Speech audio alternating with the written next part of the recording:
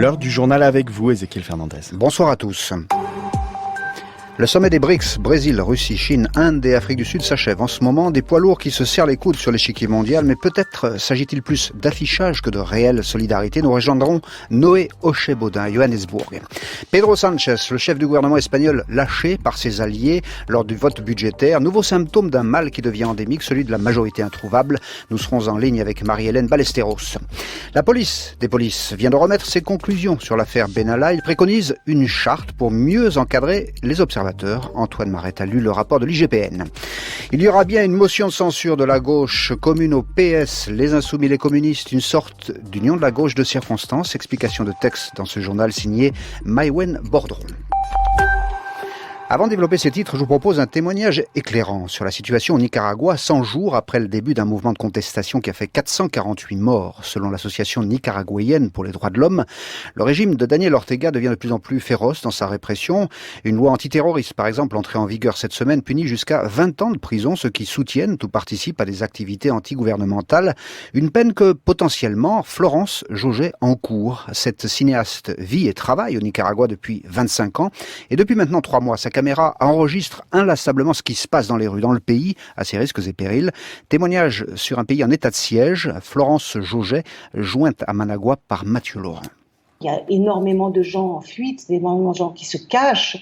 À 5h30, tout le monde est chez soi, les gens ont peur. Il y a une espèce d'état de siège qui n'est pas déclaré. Très honnêtement, je pensais pas être témoin d'une guerre, parce que c'est pratiquement une guerre ce qui se passe ici contre le peuple, puisque le peuple est désarmé et lutte à main nue avec des armes artisanales contre un régime lourdement armé. Donc effectivement, je pensais jamais qu'on arriverait à cela.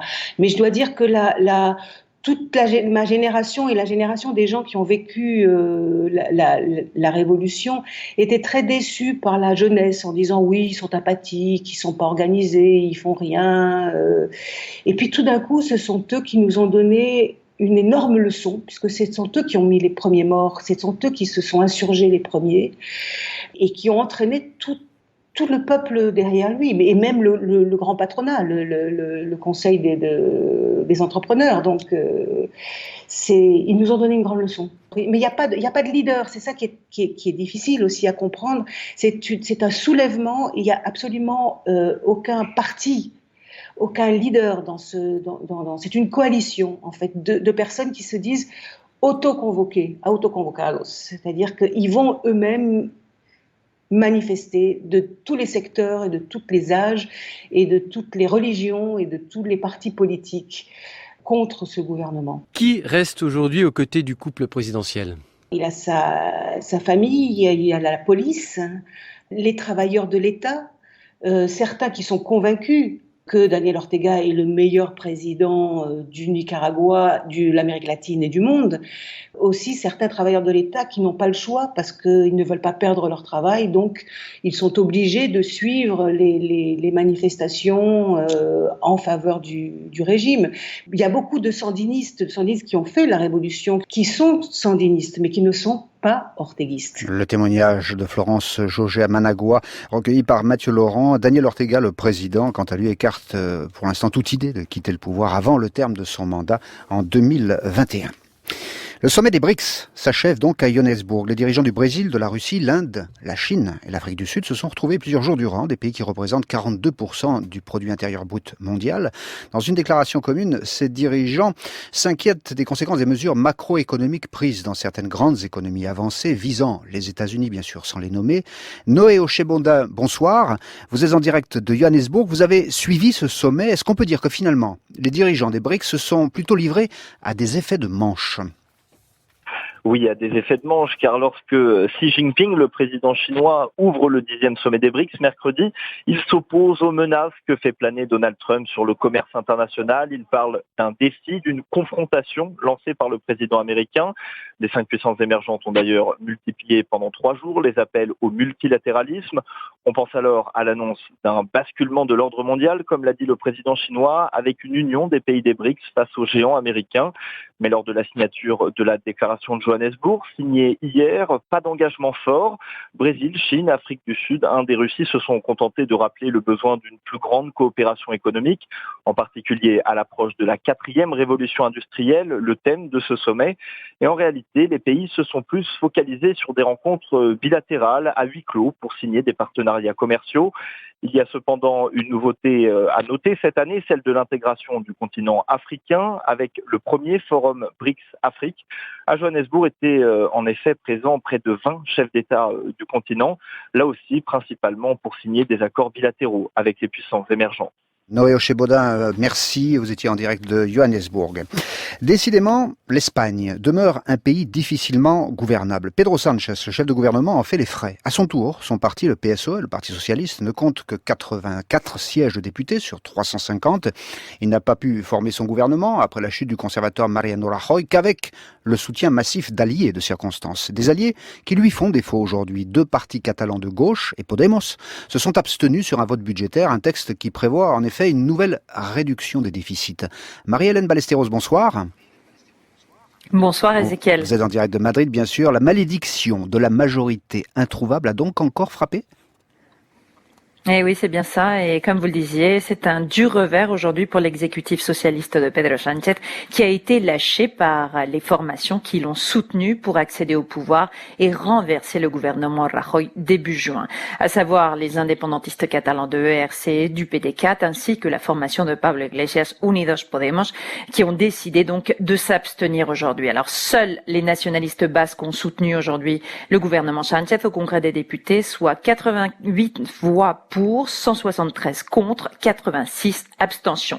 Cela montre à quel point le nouvel exécutif espagnol est minoritaire et fragile et dépend complètement du soutien des autres formations pour voter chaque loi au Parlement. Concrètement, le gouvernement Sánchez voulait faire approuver aujourd'hui par les députés son objectif de déficit public qui avait été revu à la hausse récemment et présenté aux partenaires européens par la ministre espagnole de l'économie, ainsi que l'augmentation de la limite des dépenses de 4,4%. 2 mesures qui ont donc été rejetées ce matin par les députés. À droite, PP et Ciudadanos accusent le gouvernement Sánchez de ne pas vouloir respecter, comme dans le passé, la discipline budgétaire. Et à gauche, au contraire, Unidos Podemos souhaiterait que l'exécutif de Sánchez aille beaucoup plus loin dans les dépenses et les mesures anti-austérité. Dans ce contexte, donc, les discussions autour du projet de loi de finances 2019 s'annoncent très compliquées et le gouvernement Sánchez va avoir beaucoup de mal à sortir de l'impasse. Merci beaucoup Marie-Hélène Ballesteros en direct de Madrid.